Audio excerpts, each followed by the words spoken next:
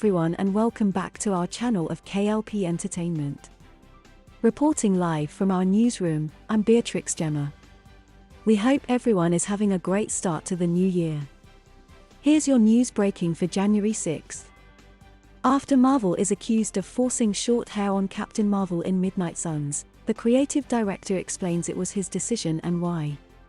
After a Twitter user accuses Marvel of pushing a short haircut on Captain Marvel in Midnight Suns, creative director Jake Solomon speaks up and explains that it was his idea, not Marvel's, to suit her more militant personality and background. He also explains that this iteration of the Midnight Suns character is very different from the Ms. Marvel, who led the Avengers, explaining Captain Marvel's design decision comes down to the story, not pseudo-politics. Marvel's Midnight Suns puts players into the shoes of the Hunter as they lead a ragtag crossover-style team of the Midnight Suns, Avengers, and a couple of X-Men, with more on the way via DLC. Each character honors their comic history in unique ways, such as when Solomon previously explained that an image in Wolverine's room drops Scott and includes Jean, even though some thought it was Rachel initially, while also diverging from it to suit Midnight Suns' story. Bruce Banner getting an evil spotlight, Captain America letting someone else lead, and the twists in the coming-of-age stories of characters like Nico, Magik, Spider-Man, and Ghost Rider all show how this is a unique Firaxis take on Midnight Suns, first and foremost. With all of that in mind, one could consider any divergence in Midnight Suns' take on Captain Marvel Carol Danvers to be among the mildest in the roster. However, some fans apparently seem taken aback by her short haircut. The Twitter above user, Sile, accused Marvel, again, Solomon's decision, of taking a DC route to monetization with Danvers' haircut, calling it a butch Qatar dress core Karen, while randomly mentioning Jiggly Physics waifu billions and the Saints Row modern gaming design approach. It's worth highlighting that there's more appeal to Genshin Impact's gacha mechanics than hair and Jiggly Physics, while the issues with Saints Row's story and characters have little to do with this perceived modern gaming design approach, in how Sile seems to imply it.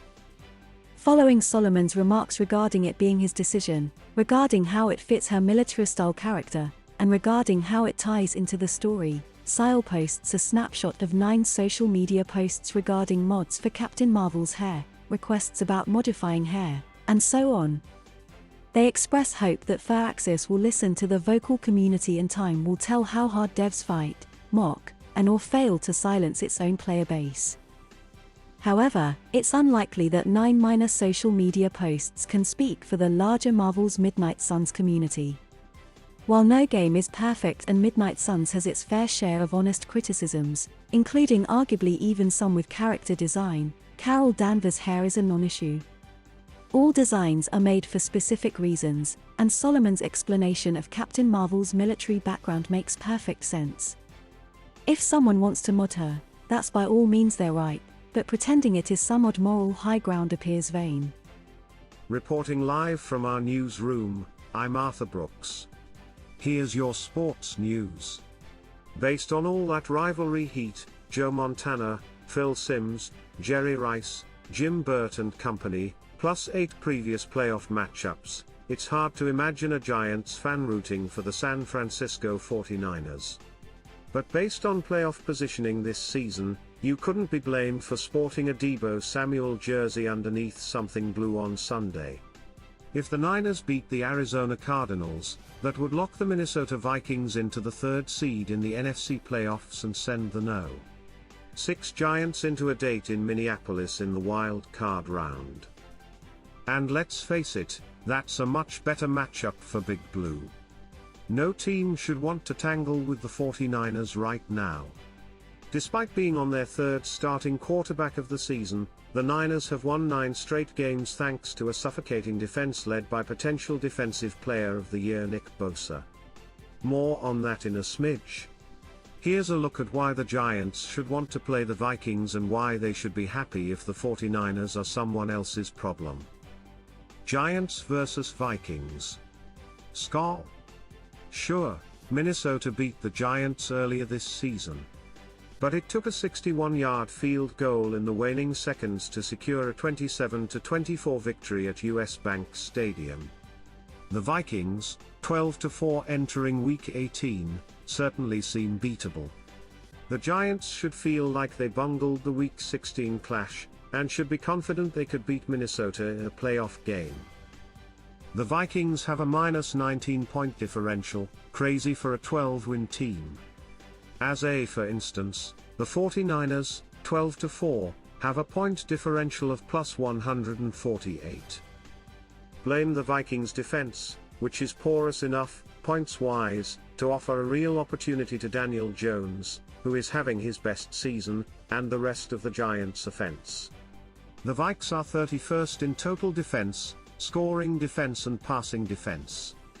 Only the Bears have allowed more than the 25.9 points per game the Vikings have surrendered, and the Bears are 3-13. Of course, Minnesota didn't win all those games by giving up scads of points. They scored plenty, too, and that's what makes them challenging. They average 24.7 points, 8th in the NFL, and boast the finest receiver in football, Justin Jefferson. He leads the league in catches, 124, and receiving yards, 1,771, and could break Calvin Johnson's single-season yardage record with a big day in Week 18. Jefferson would need 194 yards against the Bears Sunday, but who knows if he'll be in the game long enough to get there. Pro Bowler Kirk Cousins has thrown 28 touchdown passes. Dalvin Cook is enjoying his 4th straight season of 1,100-plus yards rushing and goes against a Giants defense that has allowed 5.3 yards per carry, 31st in the NFL, and 144.8 rushing yards per game, 28th.